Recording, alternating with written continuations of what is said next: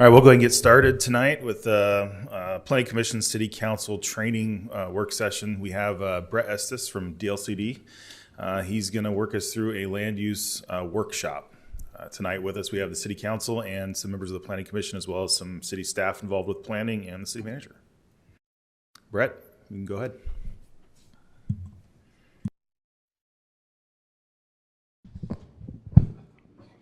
We have to straddle this a little bit. Make sure, does this sound pretty good? Okay. So let me just introduce myself real quick. My name is Brett Estes, and there we are. That's a little better. That's better. And I am the North Coast Regional Representative for the Department of Land, Conservation, and Development. And I've been in this position now for about 7 months. I come to DLCD from the city of Astoria, where I was hired in 2007 as the community development director and ultimately the city manager there. And I had an opportunity to be able to take the position at the state. I was talking to Councilor Montero a little bit earlier. The good news is in taking this position, and one of the positive things is I didn't have to pick up and move to Salem. I'm able to continue to live in Clatsop County, be able to stay in my house in Astoria. And so I am the regional representative for the North Coast, which is an area that includes Lincoln County, Tillamook County, Clatsop County, and then I have all of unincorporated Columbia County and the cities of Vernonia and Clatskanie. There's a little bit of bleed between the regional rep who serves Washington County, that serves the cities of Scappoose and St. Helens. There's a lot of kind of the connections that go back to the Portland metro area. I'm one of a number of regional reps who work for Department of Land, Conservation, and Development. There's someone like me that applies to all the jurisdictions within the state, and they're divided up throughout the state. I'll go into a little bit later on about some of the coastal programs, but there are two coastal regional representatives. There's another person like me who serves south of Lincoln County down to the California border. And I'm glad to be able to be here tonight. I'm going to be going through some slides. I'm going to ask that if there are questions along the way, if it's okay, Mr. Mayor, to be able to ask those questions. I'd rather have a dialogue and rather than save something at the end, let the conversation go. So let's go ahead and get rolling. And I'm going to start off with a little bit of history about land use planning in the state of Oregon. So in 1919, the legislature starts to be able to permit cities to be able to zone private land. A lot of that was done in response to trying to be able to address issues maybe with industrial development and impacts next to residential areas, and starting to be able to provide a better level of quality of life. And zoning was something that started in the early 1900s. Oregon was pretty early in the process of states for allowing cities to zone private land. An interesting tidbit, I come to the state of Oregon from the state of Texas. My first planning career, and my first job in my planning career, I worked for a city that voted in zoning only 3 years earlier and was founded in the early 1800s. So you start seeing that land use is not the same if you start looking at other states and how it works. And I'll be talking a little bit more about the Oregon land use system here in a bit. So in the 1940s, the legislature allows counties to be able to apply zoning. And then moving on into the 1960s, you start having conversations about what's called the exclusive farm use zone to be able to preserve farmland for unincorporated areas. And that becomes key when it starts moving into the 1970s for the Oregon land use program. So continuing on into 1973, Senate Bill 100 was adopted, which created the Land Conservation and Development Commission, or LCDC, and it was charged to adopt statewide planning goals. LCDC is still in existence today. They are essentially the governing body for the department that I work for the Department of Land Conservation and Development. And we are now celebrating the 50-year anniversary of Senate Bill 100 this year. So it's 50 years that the Oregon land use system has been in place. So by 1975, the first 14 statewide planning goals were adopted by LCDC, and then you'll see next couple of years other goals were adopted, including 16 through 19, which are coastal zones, coastal goals that apply to the coastal areas from Washington down to California. So after the statewide planning goals were established, each jurisdiction, county and city, was tasked with creating comprehensive plans that were consistent with the statewide planning goals. And all of those comprehensive plans were then reviewed by Land Conservation and Development Commission and acknowledged. So if you go to the DLCD office in Salem, there's this records room, and if you know those large rolling file cabinets, it's all of the original comprehensive plans that were adopted by every jurisdiction in the state is kind of the start of the whole system. Things are now digital now, but it's really kind of an interesting piece of history. So it took about 10 years for all the cities and the counties to get their plans acknowledged. Then moving on into the late 70s, you have the Oregon Coastal Management Program, which was established. And the program was developed to create partnerships between all the governmental entities on looking out for coastal resources, planning for coastal resources, and also there's a tie to the federal government with regards to ensuring that federal rules are also addressed in the whole planning process. One thing which our agency does is something called federal consistency. And so if there is a Corps of Engineers permit or any other type of federal permit, our agency reviews whether or not there is consistency with the various federal laws that apply, but also it's looking at is there also compliance with the local jurisdiction's comprehensive plans. And part of that process is, and Jeff probably has seen this before, is signing what's called a land use compatibility statement, or a LUTS. And your planning director would be signing that, and then we take that document to be able to say, yes, local land use rules have been complied with whenever there is a federal permit being applied for by a federal jurisdiction. So here are the 19 statewide planning goals. I'm not going to read them all, but you can see here that the gamut of issues that would affect a community are dealt with here, from housing, economic development, down to the coastal issues, which we address here in Seaside and all the other coastal communities.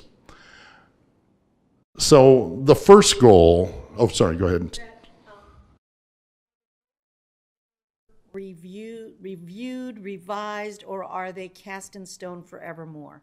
So there are sometimes amendments done through what's called rulemaking, where there may be some changes that are needed for issues that come up.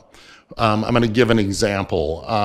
Recently, there was a a coastal shorelands goal that deals with riprap alongside highway or roadway infrastructure. And there was some rulemaking which happened, and LCDC, the Land Conservation Development Commission, adopted some changes that allowed for a process to be able to, a stated process that if entities like a county or ODOT need to do some riprap, that there is a specific process to be able to take to be able to achieve that.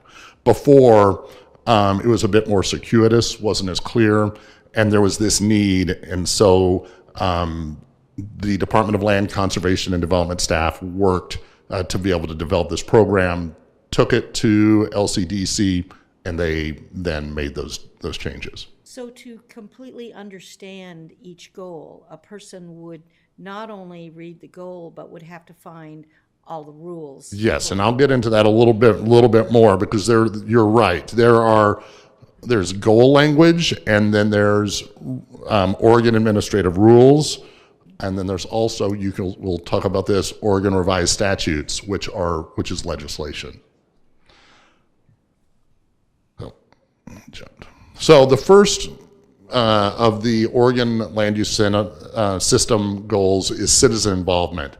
And that really is something that is key of importance to the Oregon program, to be able to engage and to be able to provide the opportunity for all citizens to be able to be involved within the land use process. Over the years, there's been more focus on diversity, equity, and inclusion to be able to include the voices of more people and to be able to focus on including folks who may have some different feelings or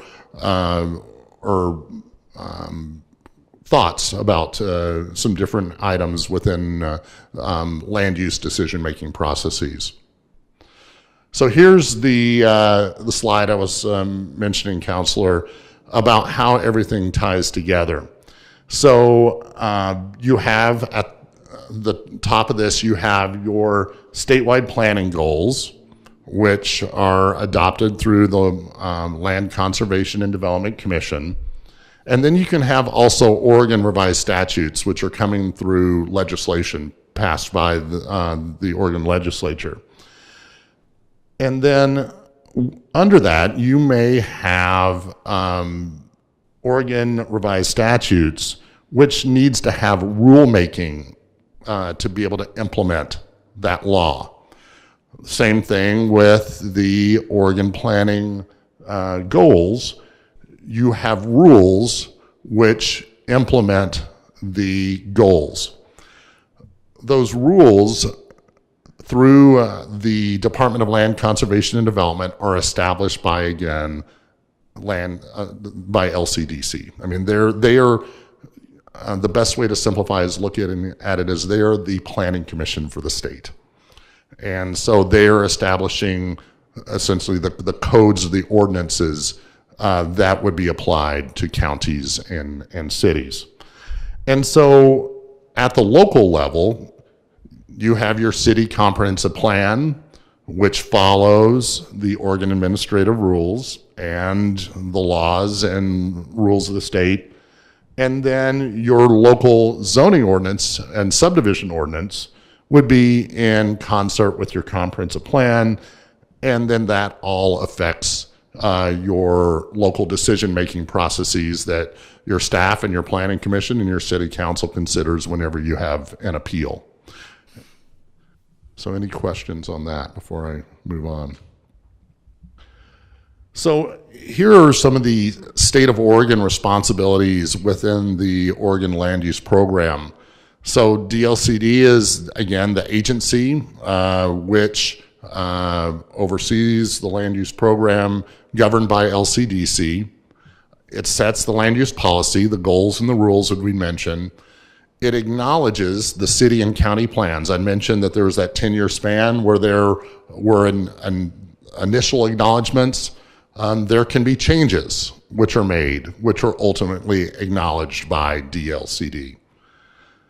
The state also enforces the goals, and this is not like a necessarily like there aren't the code enforcement officers for DLCD that are going and addressing this, but if there are any changes to a city's development code or comprehensive plan, the Department of Land Conservation and Development has the ability to review and then provide public testimony during the land use process. DLCD can't stop a process going through Planning Commission or City Council. However, they can testify, and if there was a situation where there was a difference in opinion with regards to goal implementation, DLCD would have the ability to appeal to the Land Use Board of Appeals.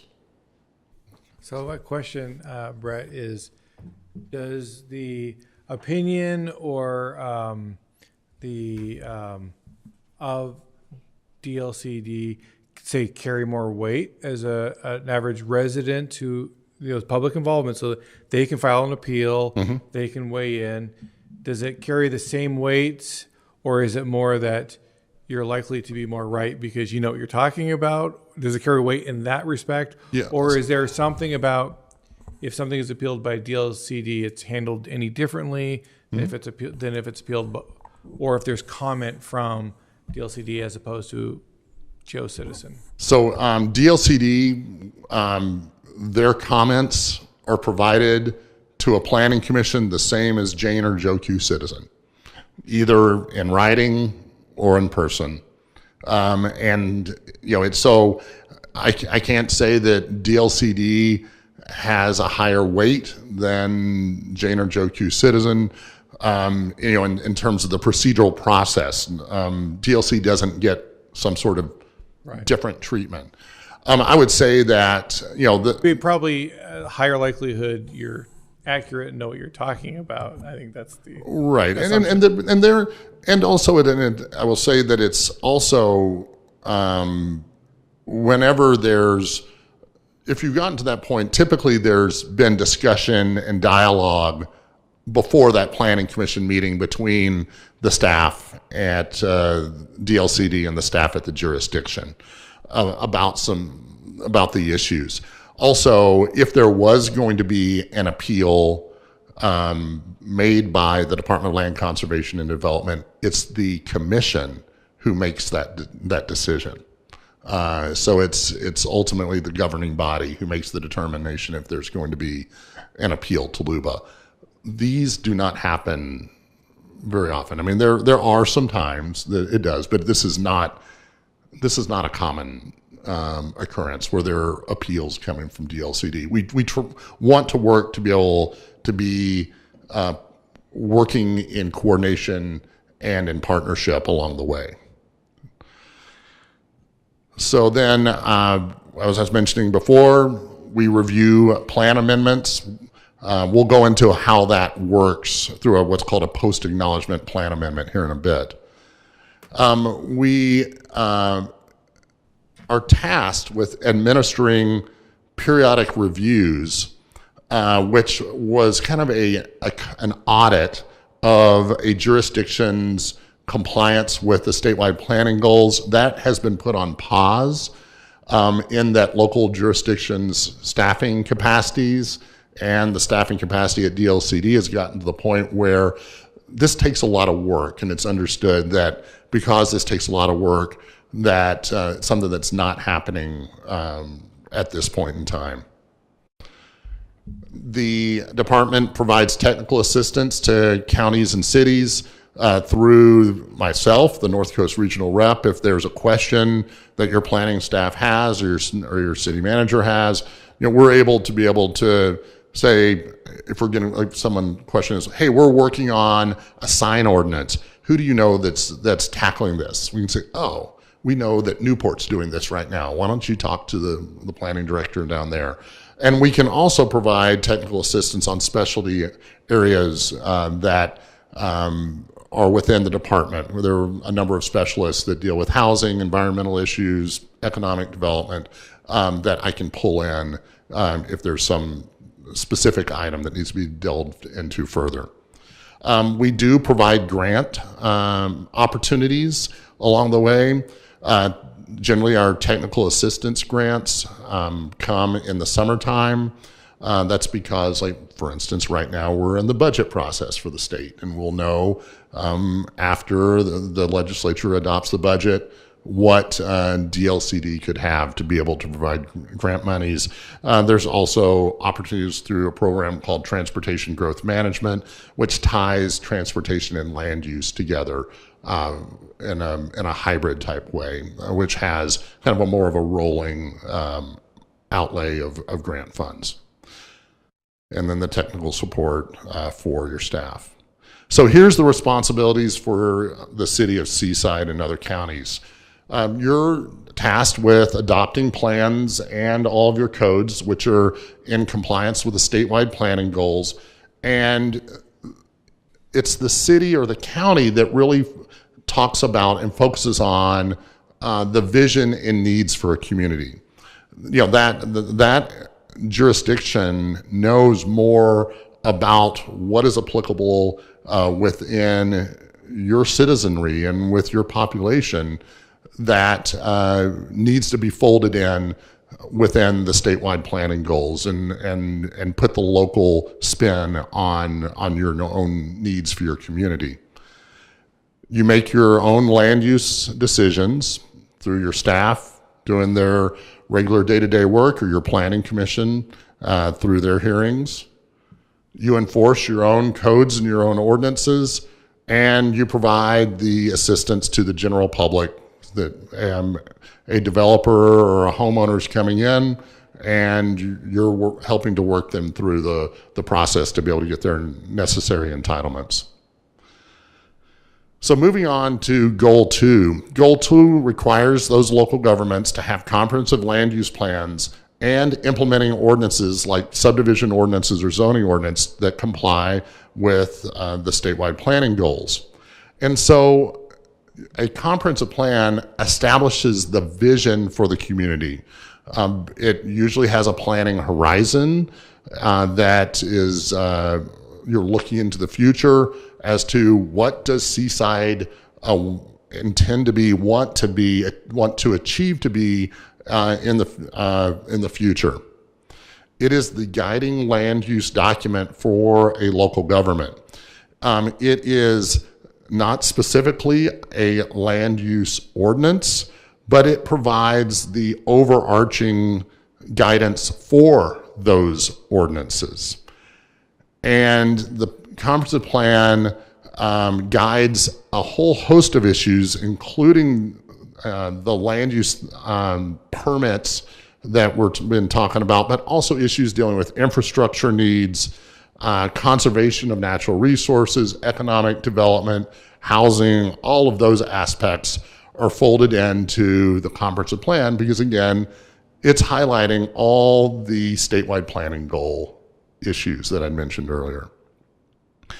So a comp plan has basic provisions that's universal across the board.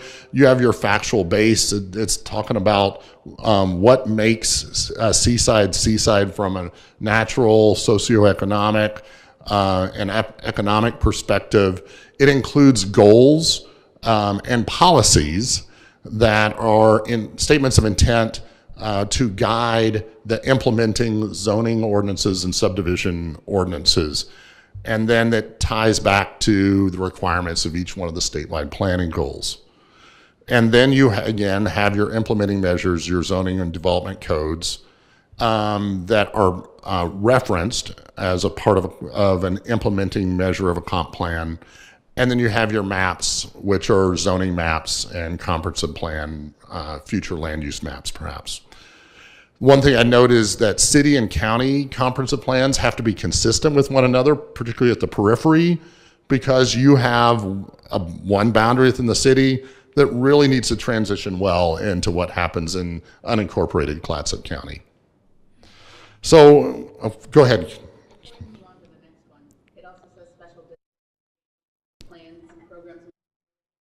Yes. plan? Yes. Is there a count someplace of how many special districts within your within your city or county that you have to be in coordination with? Well, so it's one of those things that whenever there's a comprehensive plan update, it would be looking at what are the special districts within the county. If they're Sunset Empire Transportation District, I mean, there's going to be the discussion about how does transit fit within, or the transit needs fit in specifically in the city of Seaside. And there would be those discussions and dialogues with Sunset Empire Transportation District. If, let's say, there's, you have the Parks District, which is here, taking a look at open space discussions within your comprehensive plan, there'd be coordination with Sunset Empire Parks and Rec District.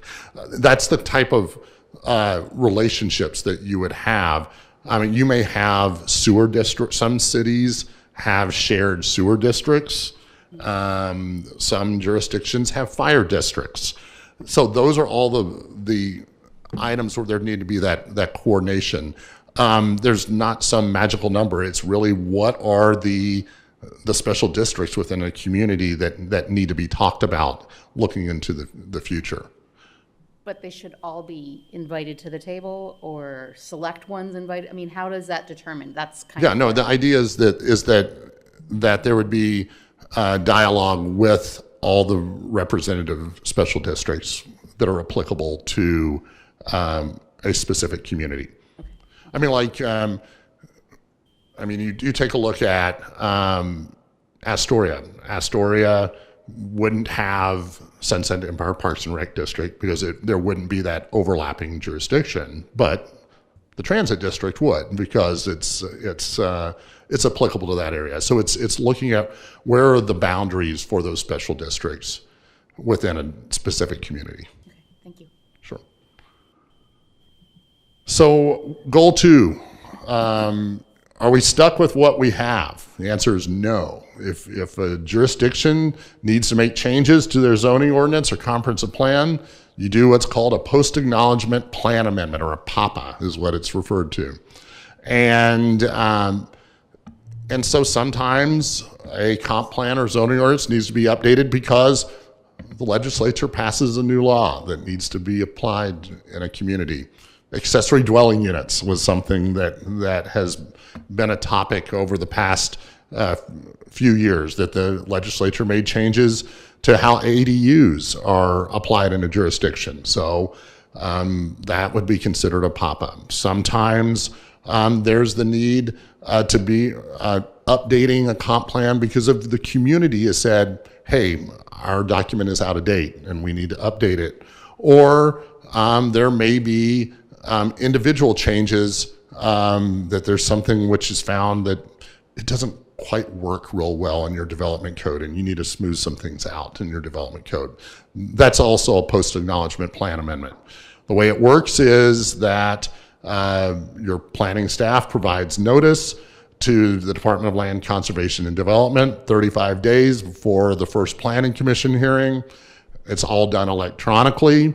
And then internally inside the organization, if the focus is on housing issues, then that gets assigned to one of the housing planners, and also myself working with the City of Seaside.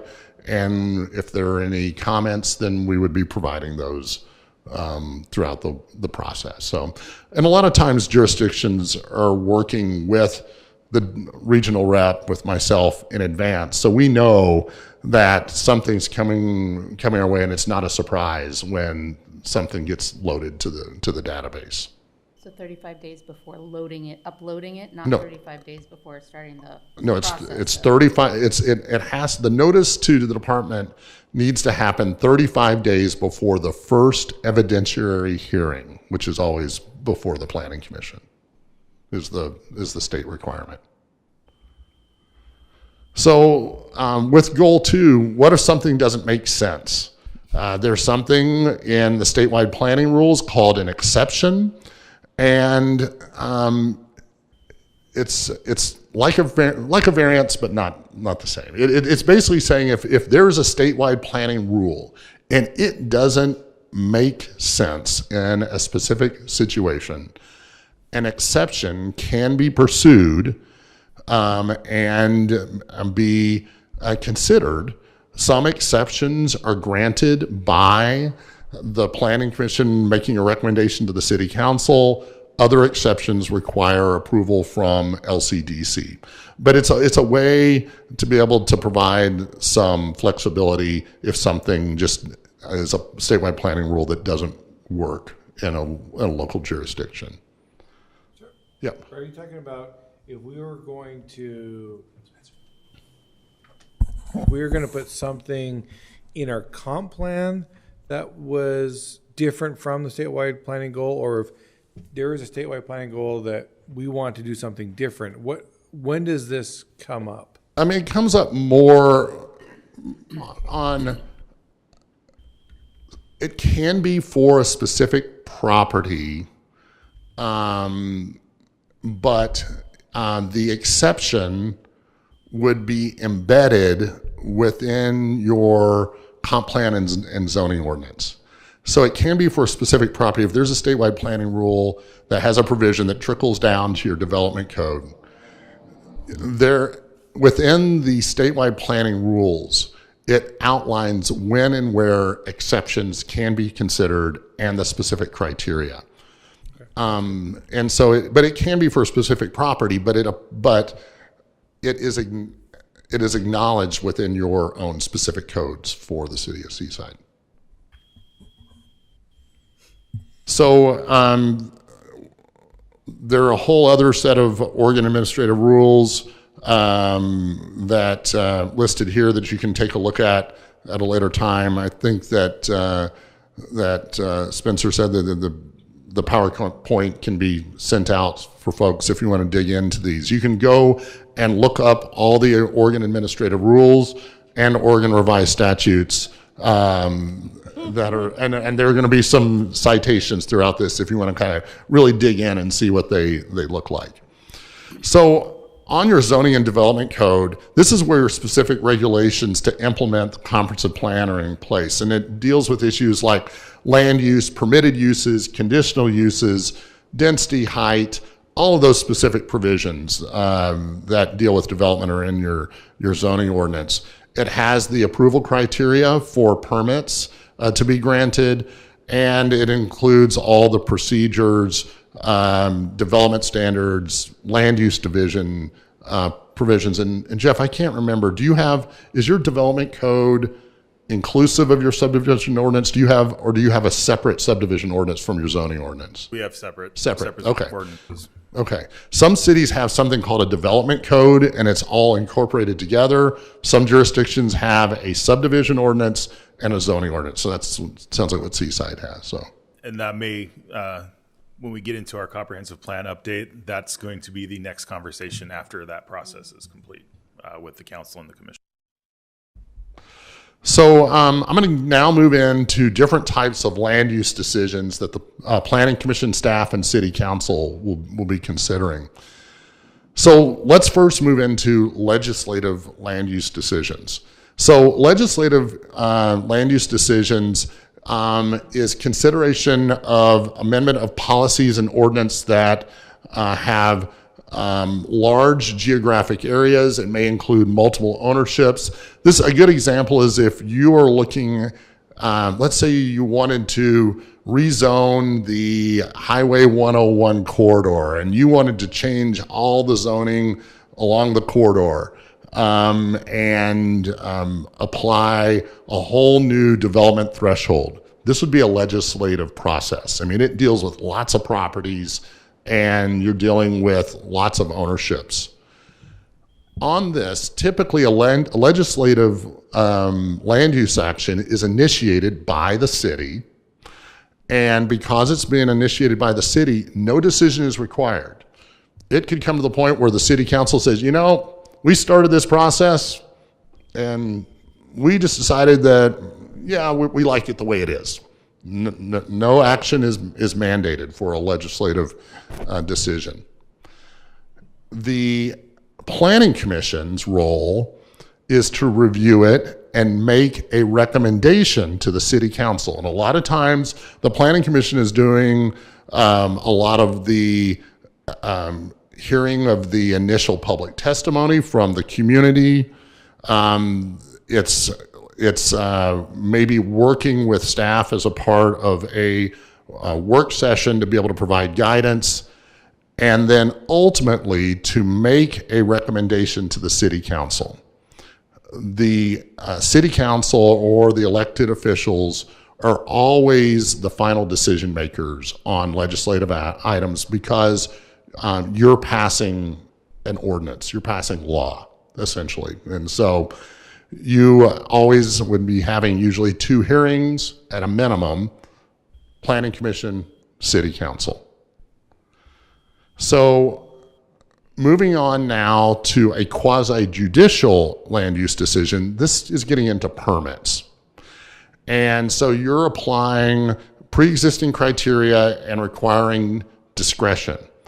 Good example here is at planning commission, a conditional use permit that's coming your way, a variance, where there are existing criteria and there needs to be some sort of determination how the application fits, and using that discretion of the body itself that's considering the application or proposal. Typically, it's single or few ownerships, and an action is required. An action is required within 120 days of the application being deemed complete, or else the applicant can file for action in circuit court. It doesn't mean that the application is approved. It just moves the decision-making process from the city to the courts, and the judge is making the final decision in that case. Brad, I just wanted to maybe get Jeff's input here, just to make it specific to our city. Jeff, does our city council get any of these quasi-judicial land use decisions, or they only go to the planning commission and staff? They're only going to go to the planning commission and staff unless it's appealed. The council is our appellate body. So if it's a staff decision, the first level of appeal is going to go to the planning commission. The next level after that would be the city council. So to be clear, Right. quasi-judicial, staff and planning commission appealed to next body up. Right. But on the previous one, the legislative decisions never decided by the planning commission, but recommended by the planning commission, with the city council being the decision maker. Right. If they choose to make a decision. Right. That's right. Just want to make sure kind of we got that, and how it applies to how we do it. Because it could be different, slightly different depending on the code. I'll say that quasi-judicial decisions are throughout the state will all be planning staff, a hearings officer, or commission. In your case, it's planning commission makes that decision, but appealable to city council. And I'll tell you that a legislative matter or a quasi-judicial matter can be appealed to the Land Use Board of Appeals. Any decision that goes to city council has the ability to be taken up. And I'll get into LUBA a little bit more here in the future, but City Manager Kyle, you're right. I mean, this is a type of decision where if the planning commission makes a decision and no appeal is filed, the decision is final. If it's appealed, then it does come to city council for further review before that body. So for a quasi-judicial item, an opportunity for a hearing is required by state law. Can I ask one more follow-up question? Sure. Again, just talking about the difference between the legislative and the quasi-judicial, what you kind of touched on this, but I just want to be clear. What discretion does the city council and or the planning commission have? Is it just what criteria set out in the code, or I guess not necessarily for the legislative, it's absolute discretion. Right. But for the quasi-judicial, is it only... It is what is in the code. So if for a quasi-judicial permit, your zoning ordinance is going to spell out the specific approval criteria for, let's say, again, example of a conditional use permit or a variance. And so the decision-making body, either the planning commission or on appeal at the city council, should be focused on those approval criteria and looking at that. I'm going to be getting in a little bit more into some issues. No, you're good. No, you're good. And we'll be talking a little bit about findings and conditions and a little bit about how to be looking at some best practices for developing those findings. But it is for quasi-judicial using those application criteria. Councilor. So if the planning commission gave a conditional use permit or made an exception for maybe the, oh my gosh, the lot lines for one request, and they made it, they approved the exception, are they in fact then setting precedent for future such requests? Each land use application is its own individual case. I mean, you may sometimes hear that, oh, this decision-making body has a history of. I mean, that can be stated, but really and truthfully, each application should be reviewed on its own merit and its own application to the specific approval criteria. Okay. Last question. I want to keep you up because I don't want to keep us, but maybe you're going to cover this. Let's say, I'm just thinking hypothetically, this isn't happening here, but let's say our city council disagrees with an action the planning commission took. Can the city council initiate the appeal to themselves? Or what would that process look like? Let's say they approve some sort of exception, and the council's not happy with that. What does that process look like? I'm sure it's never happened, but that is something I'd want you to talk to your city attorney about. One thing I'll say is I am not what is it, the joke? I play an attorney on TV. I would suggest you do that because to be clear again, that hasn't happened here. I was just kind of thinking if Councilor Montero mentioned grant an exception. If our council thinks that an exception shouldn't have been granted or something like that, what would we do? But I have not myself ever seen a case where an upper body like a council has appealed a planning commission's decision. I've seen it in one case where a lower body granted a permit and it was going to have some ramifications of the city being able to comply with, say, like federal law. And that individual jurisdiction worked with their city attorney to be able to bring that to the city council for further dialogue. But they had to work within their own individual structure to be able to do that. The other thing I'd add to that is, I think, generally speaking, we have good reasons why we have this separation. We don't necessarily want our council is subject to being elected, and we don't necessarily want the public clamor to be the driver for a decision. We want it to be, what's our code? Does it meet our code and whatnot? And that's why it's important that we make sure that those decisions are given to a board that's appointed, that doesn't have the same pressures as our council does. Yep. Okay, so I'm going to keep on going with continued different types of permits or decisions. The next one is ministerial. This is dealing with your staff's day-to-day activity, working across the counter with citizens. So it's application of pre-existing criteria, and there's no discretion here. So usually one site or a few sites, and action is required, and staff makes the decision with no appeal and no hearing. This is someone applies for a building permit, and the code says you need to have a 5-foot side yard setback. Staff looks at it, and it's dimensioned out as 5 feet. The requirement's 5 feet. It's being built as 5 feet. Decision made. That's ministerial, where happens day in, day out within your planning department. So the next thing is something which is called limited land use decisions. And Jeff, I don't know whether you have this or not. Typically, a limited land use decision is done wherever there may be a community that has a design review requirement.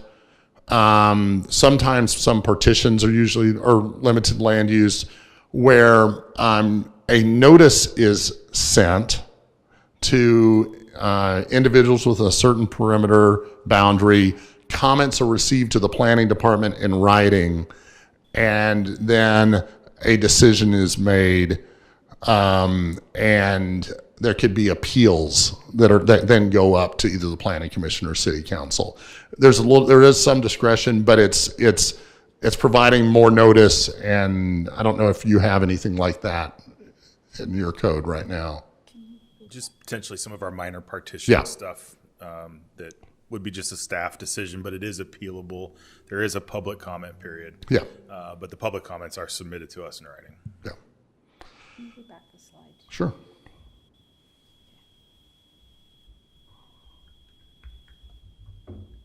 Kathy, Jeff's going to send the planning commission the whole slides. I think I sent it to the city council, but Jeff will send it out, so you don't need to get everything.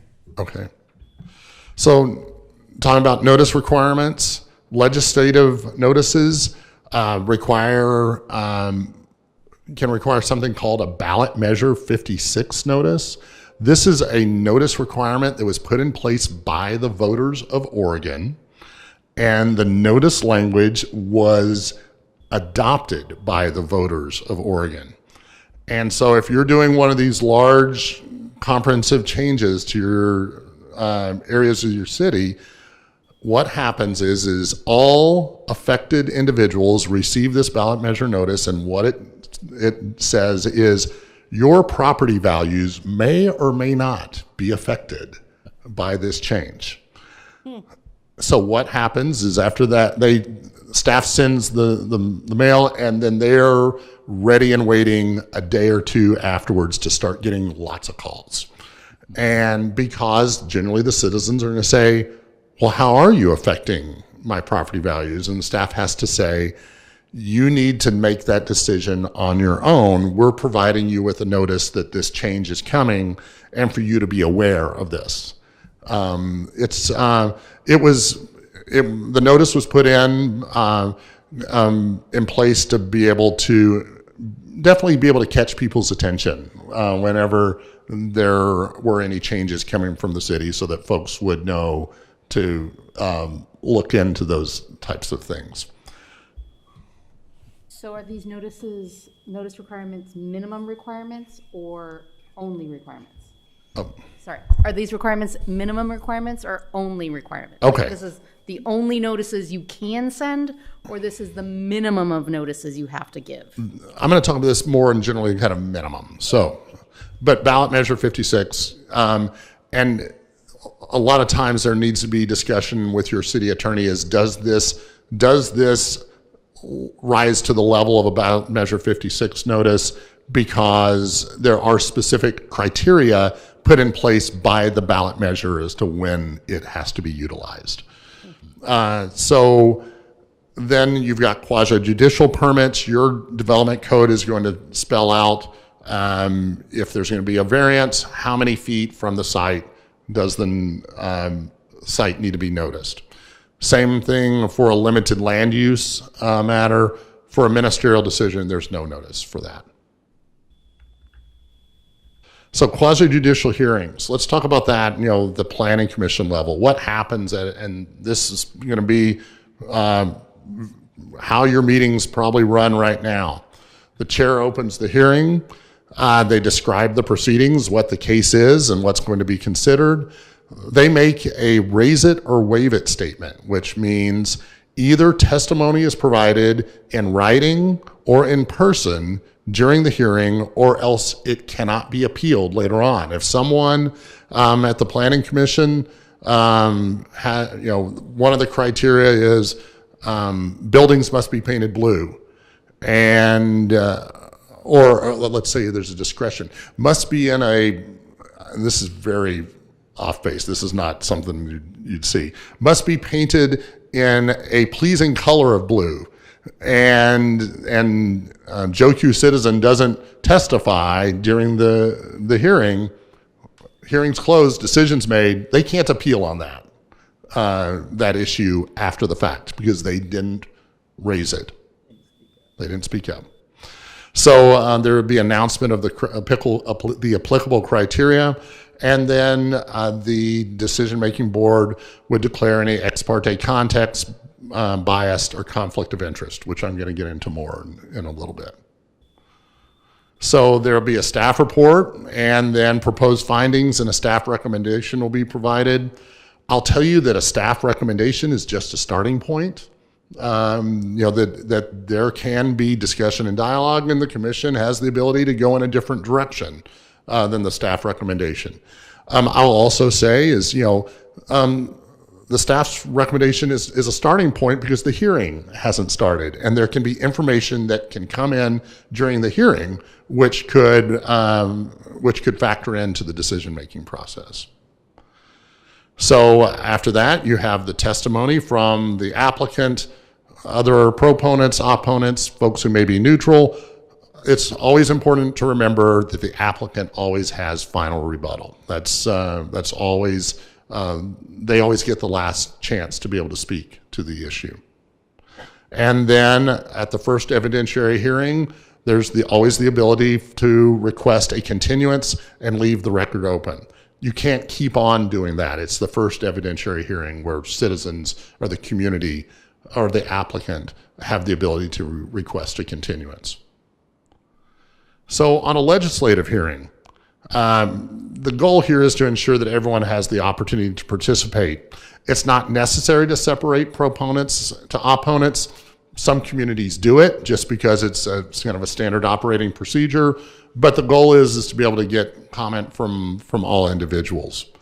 You don't have the concerns with ex parte contacts because it's not a permit or bias, but conflict of interest concerns remain. And again, conflict of interest really kind of boils down to financial interest. And again, we'll get into that in a little bit. Quick question. Sure. On the previous topic where the applicant can request a continuance, of course. Right. And I suppose it's everybody's discretion at different jurisdictions, but is there a rule of thumb of how many times an applicant can request a continuance? Well, it can only happen at the first, the only time it has to be granted is the first evidentiary hearing. Okay, thank you. Yeah, but again, on these things, be sure and be talking to your staff, be talking to your city attorney on those types of things. It's something that if there's, I've seen a number of times where procedural matters get in the way of the process, and they can be cured. Let's say there's a procedural matter which doesn't go as maybe should. They can be cured at city council, but then there's sometimes when procedural matters at city council get appealed up to the Land Use Board of Appeals. And LUBA then remands it back to say, okay, you need to go through the correct steps this time. So theoretically, if there was a request for continuance, and I think they can only have it for so many days, isn't that true? Right. And then they come back and they request another continuance, that can be denied. Does that put them in the position then that they have to start from scratch again? No. It's no. if after the first evidentiary hearing, let's say there's been 3 planning commission hearings and someone says, I want to have it continued again, it doesn't have to be granted. I mean, say that we need to make a decision on this issue and move forward. Remember with the 120 day, there's 120 days to process a permit, like a quasi-judicial application. That's 120 days, including appeals at the city council. So your planning staff is counting how many planning commission meetings can we have, because if there's an appeal anticipated, they're counting out how much time is needed for city council notice, and then giving the city council enough time to be able to consider the application. I'll tell you, in Astoria, we had a case where the planning commission took some time on a permit. It kicked the city council appeal hearing 1 day after the 120-day clock, and they actually filed in circuit court for a decision because it was day 121, and they filed. That's the only time I've seen that happen. And I mean, I've worked in Oregon since 2003, but they felt as though they were going to get a more preferable decision at the court level than what maybe they could have gotten at the city, and so they took the opportunity to lob it over to circuit court. So Brett, and we're talking about the applicant at this point requesting a continuance. Joe No, or I mean, Jane, that's the beginning of my sentence here. yeah. Joe or Jane Q. Citizen can also ask for the hearing to be continued. Okay. So the applicant is requesting for a continuance. That 120-day clock stops, doesn't it? No. The 120-day clock, a request for a continuance doesn't stop the clock. It does not. Right. Okay. And so that's where I've seen jurisdictions, rather than waiting to bring the item back to next month's planning commission meeting, they set special meetings to be able to consider that. If the applicant, when they request a continuance and they state that they will waive their 120-day, you're saying the applicant. That's what I'm talking about. So let's say there's been 3 planning commission hearings, and the applicant wants to be able to have another bite at the apple to discuss more. The applicant, and only the applicant, has the ability to extend the 120-day rule. Okay, that's what I want. Yeah, but they can only extend it to 1 year. There's a maximum time. You can't keep on going. It's a 1-year period, and the applicant can kick out the 120-day clock if they want to. Thank you. Sure. If they do it once, is it then the clock's off and it's on a 365? No, or no. is it each time they ask for a continuance? No. They would, if let's say the applicant says, I would like to be able to bring this back to next month's planning commission meeting. Mm-hmm. Typically, your staff is going to be saying, okay, Mr. or Ms. Applicant, by doing that, are you willing to extend the 120-day clock by 30 days? Because the next meeting is 30 days from now. And so you're counting the number of days. So it's recommended to get that in writing because then you now know that it's now not 120 days, it's 150 days. Language they use is waive the 120 days? No. You need to extend it to a date specific, because the clock is by days. And so you ideally would like to be able to have that in writing with a certain number of days added.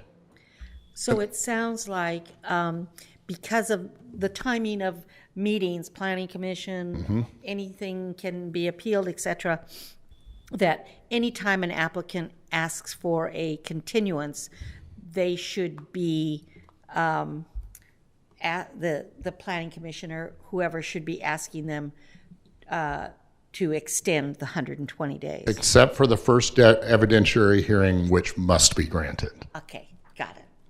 That's the difference. The first one, it must be granted. Right, with no conditions. Right. Okay.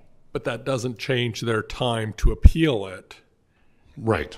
Right. It's Even if they go to the next planning commission meeting, they've lost their time to appeal it. Is that correct? no. So they can still, if, let's say you have a planning commission hearing, the applicant says, I've gotten lots of questions from the planning commission tonight, and I'd like to be able to have the opportunity to come back at the next meeting with more detail.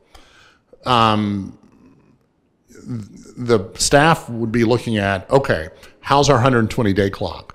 Do we have enough buffer in there to continue it for a month? The answer may be, yeah, we still have enough time. It just happens.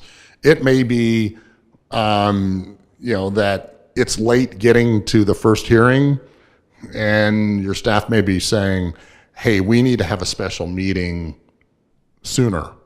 And you would determine that at the meeting, say, okay, we're going to meet 2 weeks from now, because you're counting days on the 120-day clock. That doesn't excuse the ability to appeal it. And there's always an appeal. Once a decision is made by the planning commission, there's an appeal period, which is spelled out in your code. Okay. So that's beyond the 120 days. Right. So right. So like a planning commission appeal is within the 120 days.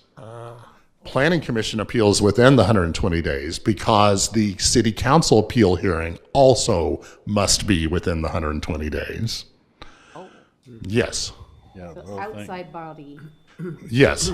outside body appeal is outside of the 120 Right. days. So Inside the body, got a it. final decision must be made by the local entity, meaning the city council, within 120 days. Unless a extensive- continuance has been requested, and granted. Right. granted Right. by the applicant. Right. Now, Not the commission. Extension has been, Continuance. well, continuance along with the an extension of time. Right. So after a city council decision is made, there is a 21-day ability to appeal to the Land Use Board of Appeals. That LUBA appeal period is not within the 120-day rule. Right. Is that clear as mud, hopefully? Yes, Well, clearer than mud. Okay. thank you. Sure. So legislative hearing, as we're saying, it has more flexibility in how those are applied. So let's get into findings now. So findings are essentially the legal document that captures the decision-making process by either a planning commission or city council on appeal. They have the criteria, the facts, and conclusions and how that decision was made. So findings help, the careful consideration of criteria by the reviewing body, the planning commission or city council. It establishes the facts which were relied upon and the evidence which was used in making the decision. It explains how the conclusions are supported by substantial evidence, and they show the decision was not arbitrary, and also that the city followed its procedures included in its zoning ordinance. So findings have the relevant facts, how each approval criteria is satisfied, and the facts relied upon and the jurisdiction for the decision, that the city has the ability to consider what it's reviewing. Also, if a party says that a criterion is applicable and the city planning commission or city council disagrees that it's applicable, the findings need to explain why that criterion was not applicable. Think of it as if the Planning Commission adopts a set of findings, those are ultimately going to go up to City Council, and you're reviewing this document, and you fully understand how the Planning Commission came to its decision in making its call on the permit. Same thing that if there is an appeal at the City Council, if it goes up to LUBA, that LUBA can understand all the factors that were made by the city in their decision-making process. So here's some tips for making good findings. You identify all the applicable criteria included in your zoning ordinance or subdivision ordinance. You address each criterion separately. You state, here's the criterion, here's how it's satisfied. Here's another criterion, here's how it's satisfied. You state the fact that leads to the conclusion. Avoid findings, you just restate the law, saying the law says this, and you just write a sentence that says it was complied with without stating how.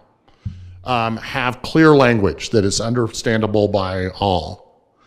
Where there is inconsistent evidence, state that there was conflicting evidence raised, but the hearings body believed certain evidence for certain reasons, and that was relied upon specifically in the process. So articulate the link between the project impact and any conditions being imposed. So if you have a criterion for a permit, if you have any conditions, those conditions really need to be focused on the approval criteria and not be focused on issues outside of the approval criteria. Here's an example that I can give is we had a height variance on a project that I worked on when I was a planner. The applicant showed really pretty pictures for the building that was going to be built. And nowhere in the height variance criteria is design part of the review criteria. And the Planning Commission really wanted to be able to say that they felt that this design was part and parcel to granting the height variance. But the thing is there was no criteria for it. They wanted to be able to apply a condition that said that the developer would build the building to look like be representative of the images. That couldn't be required. In this case, the developer committed and agreed to a condition on their own that they accepted that. But the Planning Commission couldn't mandate that because what the building looked like was not a factor in the height variance being granted. So Spencer. Brett, is there ever an issue, and it always makes you a little uncomfortable, say when a planning commissioner or council asks for something of the applicant on the spot that maybe outside of that, does that ever come back to bite the city?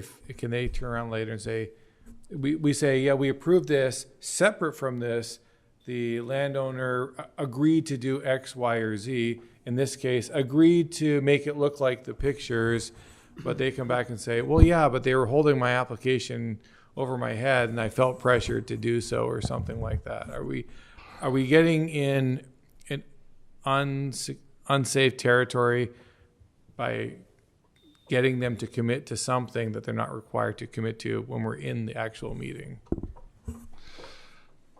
Yeah, this would be a good time to have an attorney be able to weigh in on this.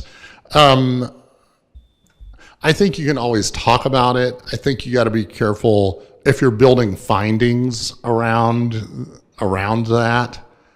It becomes that's where you're not tying your findings addressing the approval criteria to a specific criteria itself. I think that, other times before I came to Astoria, I worked in Hillsborough, and Walmart was wanting to build a store. And, the thing is it was in an area that required a certain design of a building. And the thing is that, really and truthfully, most of the people who showed up to that public hearing weren't talking about what the building looked like, but what they thought of the business itself. And so the chair of the planning commission said, went to the point where they're saying, I want to only hear responses to the approval criteria, not what you think about a store. And so there was you will see that where it's difficult sometimes to say you have to stop, Mr. or Ms. Citizen, but the chair was continuously saying, hey, I really want there to be a focus on something that we have jurisdiction over. Corner of Baseline and Cornelius Pass by chance? Yes. So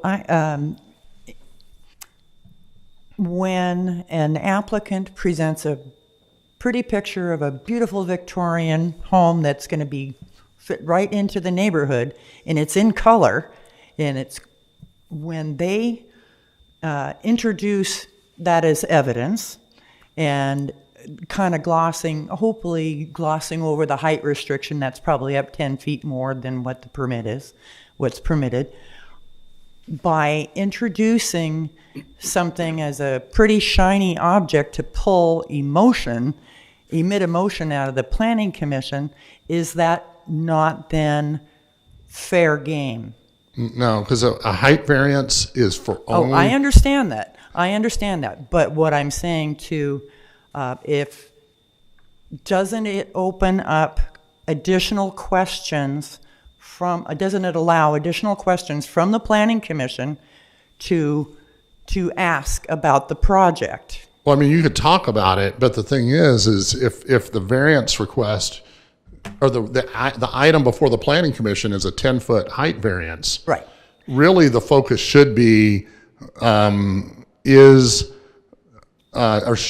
approval criteria for getting that additional 10 feet granted. And the thing is they could show a Victorian, but if it's granted, they could choose if design is not a criteria. Well, no, what I'm saying, and I understand, I like right. the black and white too. Right. Keep the color out of it. Right. Anybody can draw a fancy picture. But what I'm saying is because that applicant brought that to the commission and somebody said, as long as you build it that way, and he agreed to it, that question has been asked and answered, and he intentionally brought that presentation to, like I said before, I've been a part of a land use hearing where, and again, make sure your city attorney is fine with this, but I've seen it where an applicant has agreed to a condition that it can be added. But the thing is the condition, just because they showed it, it doesn't lock it in. It's really a specific condition of approval, because the thing is, if the condition was applied at the rejection of the applicant, that allows them to appeal. I think one other thing, a suggestion is the focus should be on the text of what you're approving. So not talking about a 10-foot variance, something like that, but be focusing on the text, because that's what the city council gets to hold, or the planning commission, or the city in general gets to hold them to, is the specific findings, the specific requirements that are approved, not necessarily artistic rendering stuff. Because I've seen plenty of projects in my days, the end product doesn't look anything like it, but it meets all the conditions that were put upon it. And so that's where the razor sharp focus should be, and less on the the pretty pictures or something like that. Oh, I don't disagree with you one bit. I'm just saying, it's like when we will get a letter from a vacation rental applicant all about how grandma lived here for 68 years and we do this every year, blah, blah, blah, blah. And of course, you can't base your decision on that. But my question is that when an applicant brings in their support, their visual support, can it open up questions? I would kind of say to that it then puts it in the purview of the planning commissioners to say, we base our decisions only on criteria, so we cannot consider what you've just told us about why you love Seaside, or consider this picture you gave us, because we are just looking at the criteria. It goes the other direction as well when we say, no, we can't do it because this is our criteria for having a vacation rental, not, I don't believe in vacation, we should have many more vacation rentals, is not a reasonable reason. Yeah. I understand. I was just looking on the other side. Yeah. What does that say about conditions that are such that it fits into the feel of the neighborhood? Yeah, and that's where the subjectivity comes into play, and it's wanting to make sure that you have a nexus between your condition and the approval criteria, that there's some sort of connectivity in doing that, or applying that specific requirement. It's again one of those things of applying a condition that has no direct tie to any part of the approval criteria is what you need to avoid. I think that there is sometimes subjectivity that comes into play, in terms of these discretionary approvals, and that's why sometimes you can have one body that makes a decision, and then you can have another body that on appeal that says, we disagree because we look at the code differently. And I would say, Brett, to that end, as this is something even before the meeting started tonight, Jeff and I were talking about, is there are some weaknesses in our code in that there are some ambiguous statements that we don't have criteria for what that means. For example, we were talking about tonight, it says it's compatible with neighboring properties. Well, what does that mean? Because that sounds really a lot of discretion. And so that's something that we've talked about. We probably need to tighten up. What do we mean by that? And let's start putting that in the code, some of that criteria. Yeah, and that's common language that I've seen jurisdictions go in and tighten it up in terms of it's compatible with regards to land use, to scale, and also how far adjacent sometimes. If you're saying adjacent, is that meaning directly across the street? Is it kitty corner? Is it a block down? How far do you go when you start looking at those compatibility statements? So then here's some common problems with findings: failure to address each one of the criterion, deferring a necessary finding to a condition. Basically, you shouldn't condition your way through approving something. I mean, you add conditions to refine rough edges and to make there be compatibility, but don't go through and add a condition to make it work for each one of the specific approval criteria. Making a conclusion without a fact. Again, failure to establish a causal relationship between the facts and the findings. Making sure you make that nexus. So now moving on to LUBA. So what is Land Use Board of Appeals? So prior to the Land Use Board of Appeals being created, the appeals were heard by the Land Conservation and Development Commission and circuit courts. Now, LUBA was created to simplify the appeal process once something is appealed from the city council, and to provide consistent interpretation across the board. This was the first of its kind in the United States. The governor appoints the 3-member board, and what I will say is LUBA appeals are fast compared to other jurisdictions outside the state of Oregon. A LUBA appeal is generally 6 months, may go up a little bit longer than that. When I was in Texas, you had appeals that went to the court system that were being processed with every other case, and it may take years to be able to get through the dockets if they were backed up. So, and it does provide that level of consistency in applying the rules, so that there's not different judges making different calls. It's all across the board for the state. So let's get into fairness issues, ex parte contact, conflicts of interest, and bias. So an ex parte contact only applies to quasi-judicial matters, not legislative. They must be declared and described at the beginning of a hearing. And note that site visits are ex parte contacts. Now, living in a small community, a lot of times you may drive by a site day in, day out. It's one of those things that if you're going and you're noticing and paying attention to, what is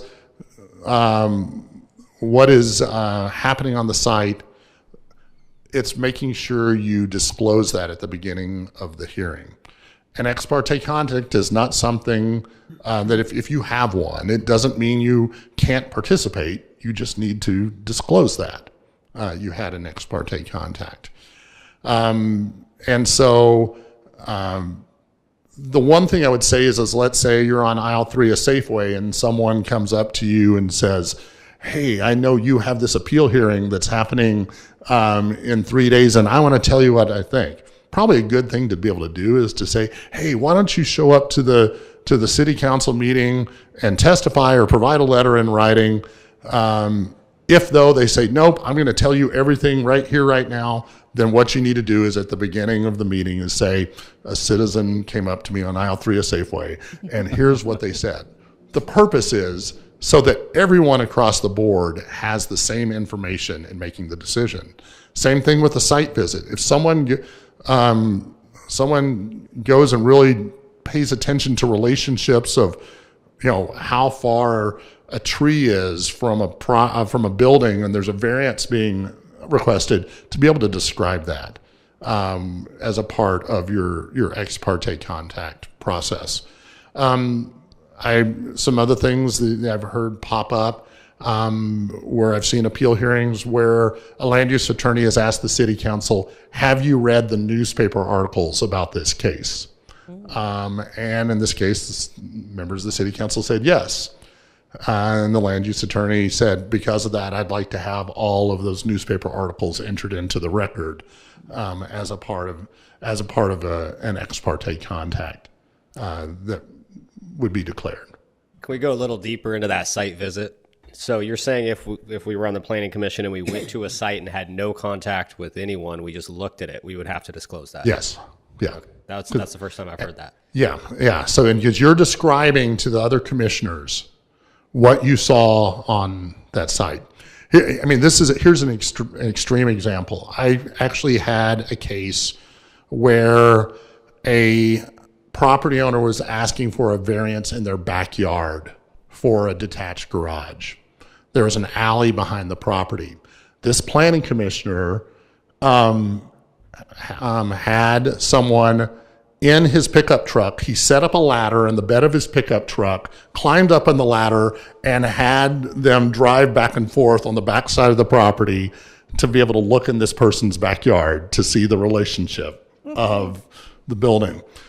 The thing is nobody else got to see that. Now, the applicant chuckled and said, I wondered who that was up on a ladder going back and forth. But the thing is that it's sharing information that you as a decision maker have gathered so that all the other decision makers have the same data. So if you look up the Clatsop County web maps or Google Earth and you look at the properties yourself and your own computer, you then also declare that as ex parte contact? Yes. If it's not in the staff report, then yes. I'll tell you, here's a case where we had a problem in an application one time. The commissioner went through the whole process, didn't declare an ex parte contact, but in their deliberation, they noted that they did research online, and they were relying on that online research in making their decision, all the way up to LUBA, because that commissioner did not declare that they went and did research online with regards to this issue, and they based their opinion on that online research. So how do you declare that ex parte contact? It's something that well, I will tell you that this commissioner actually went so far as printed out all the items and then handed them out to their fellow commissioners during the deliberation. Staff was going, my gosh, because it was, but it would be something where I looked up I would highly recommend. It's when do you declare that? Up front. I know, but I mean, once the application has been read, or in the very beginning. Very beginning, whenever your hearing is being opened. Okay. That's when you declare anything. I would highly recommend. What I would probably do is, if you have some information you're wanting, talk to your staff and say, I'm interested in having some more information on this, because staff can be able to pull things to be able to share with the fellow commissioners. Okay. And that brings up a good question. So do we declare ex parte contacts at the very beginning of the meeting or prior to each hearing? You should be doing it. Prior to each agenda item, and if there's a continuance, you should, if there have been ex parte contacts that have happened, declare them. I have another case where it was a controversial case. It was on appeal. City Council had a hearing, and then the applicant, in this case, had done a mailer to a bunch of interested parties and sent it directly to the City Council's homes. And so those city councilors said, I received this in the mail from the applicant, and I would like to enter this into the record as testimony. And the thing is everyone acknowledged, and some counselors said, I saw who it was from, and I turned it into staff. And others didn't. They were just opening their mail and looked at it. Brett, is the training here to say you should avoid ex parte communications, but if it happens, this is what you do? Or is it feel free to go out, seek out ex parte communications and disclose it? I'm going to tell you that I'm going to tell you, say, on site visits, I don't want to speak for your city attorney, but most city attorneys that I've worked with say site visits are fine. Just declare what you see. However, if it's talking to a citizen, work to avoid having those as much as possible. If they happen, then disclose it. That's the best thing. I think as I've been working with our council, what I've encouraged them to do is maybe not the exact same thing, but the same concept, and that is when you have questions or something, let us know ahead of time and we can be prepared to answer them. And I think Jeff's probably in the same position. Is, hey, I'm wondering about this, I'm wondering about that, and then that can be provided to everyone. Again, the purpose of this is that we're all acting with the same information rather than something that's not open to the public. Right, and I just added, staff is not an ex parte contact. You can talk to staff all you want. and it's not an ex parte contact. And if there's something that you're needing, talk to your staff and they can look at getting it and providing it to all the decision makers. And an ex parte contact and a conflict of interest are two separate and different things. Two separate things. I'll get into conflict of interest. So, and again, if you have an ex parte contact, it doesn't mean you're disqualified. The one thing it can do is if it's, if you can have claims of bias. If you're coming up there and you're saying, I talked to someone on aisle 3 of Safeway, and it could appear that you have made a decision already. That's where the fine line comes in, and that's why you want to try and avoid those dialogues on a permit beforehand. So let's get into conflicts of interest. I'm going to talk about actual conflicts and perceived. So an actual conflict of interest, any action, decision, or recommendation by a person acting in capacity as a public official, the effect which would be to the private pecuniary benefit, that word always gets me, or detriment of the person or person's relative or business with which the person or relative of the person is associated. Meaning there's a potential financial gain or loss there. Potential is where something could be. And there's a differentiation here. It is or it could be.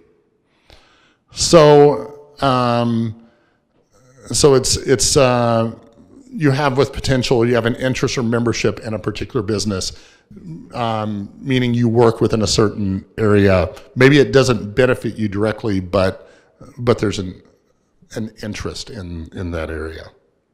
So how do you address it? For potential, you announce publicly the nature of the potential conflict prior to taking any action.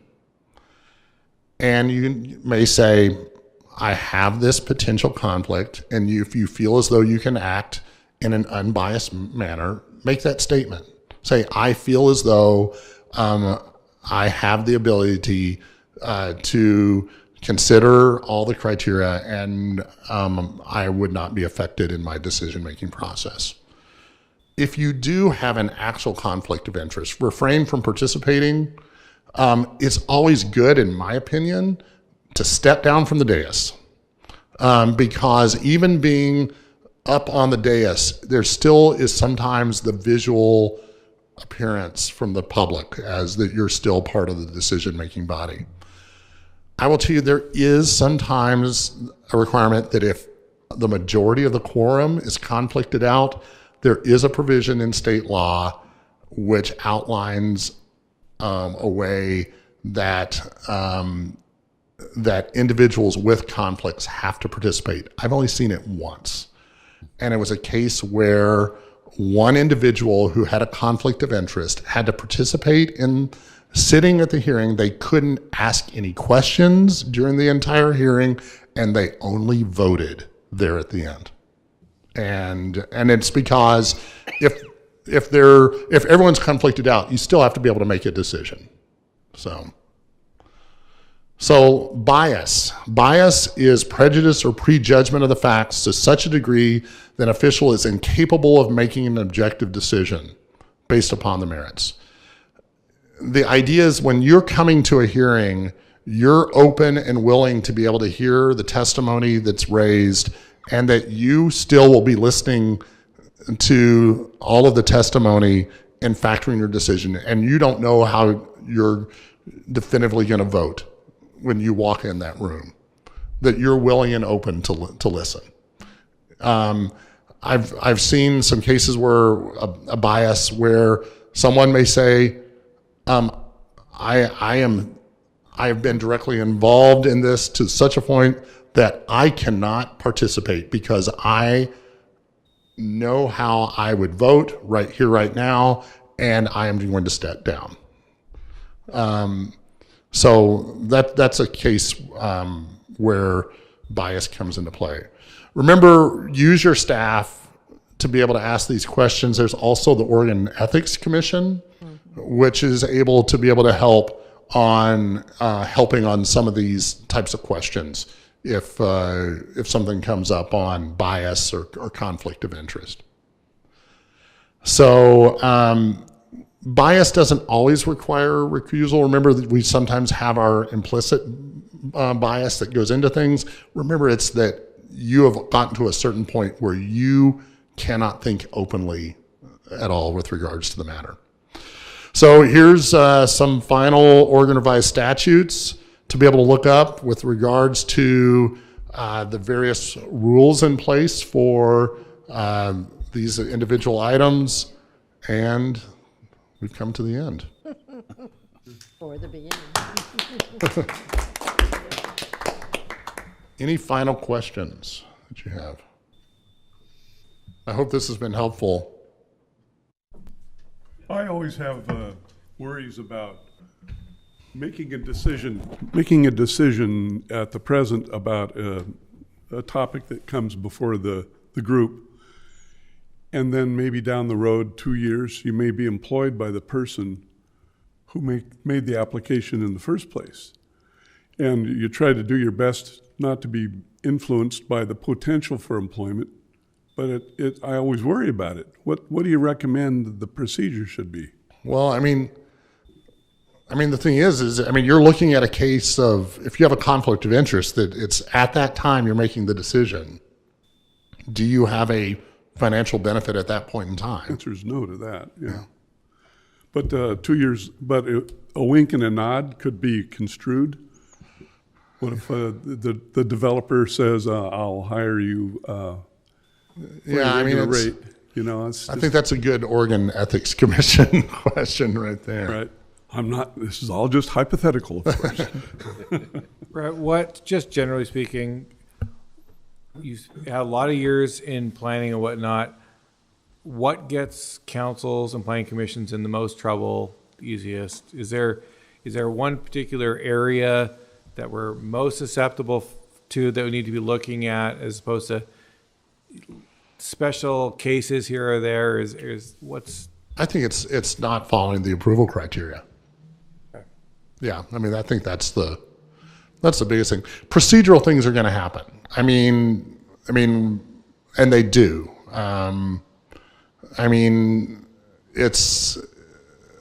We're all human.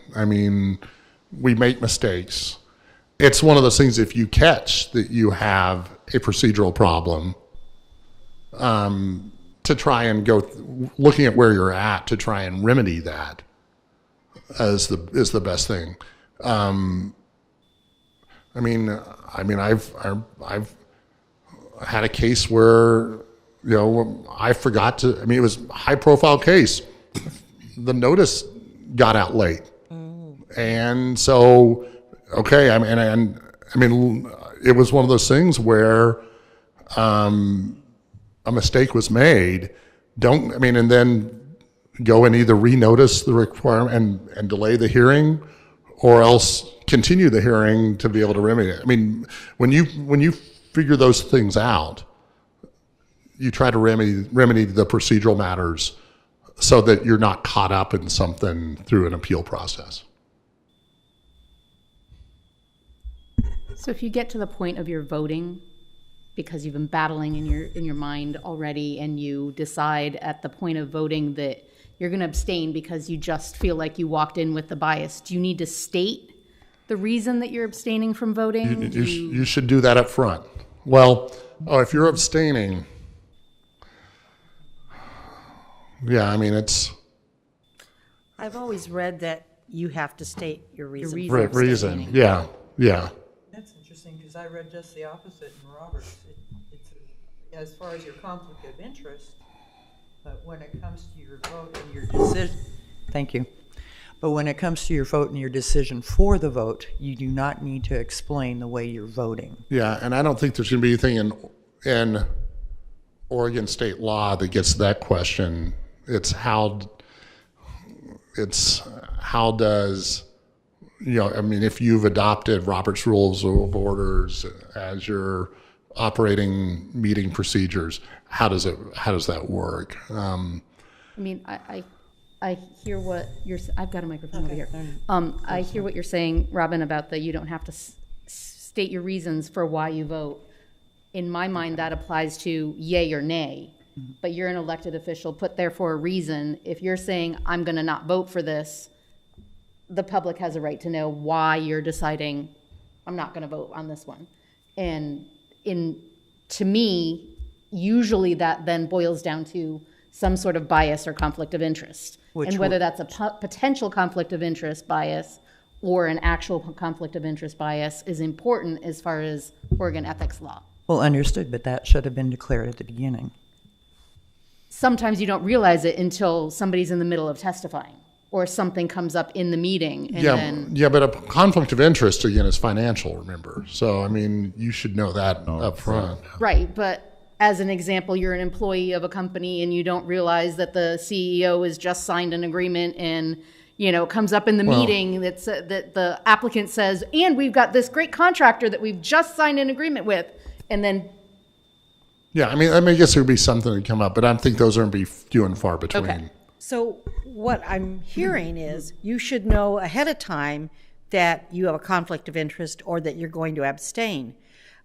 Without having to explain why you're abstaining, it lets every one of us off the hook of voting at all. Mm-hmm. Because we could all abstain with no reason. And No, that's not what I was saying. Maybe this is a question for our new lawyer. Well, in an actual conflict of interest that's financial, you should also be recusing yourself. Oh, yeah, unless yeah. there's a Right, that's your before you stepping ever down. not even there during Abstain. to abstain. Well, no, I mean, you would disclose, if you have a conflict of interest, you would make that declaration at the beginning of the hearing publicly. Mm-hmm. And then stepping down, going and sitting in the back of the room or wherever, so.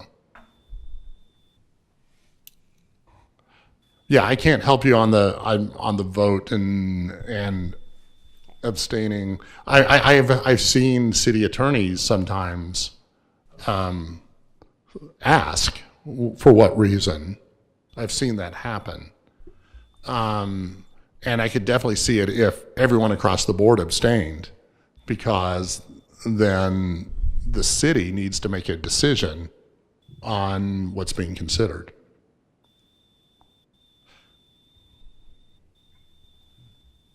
Okay.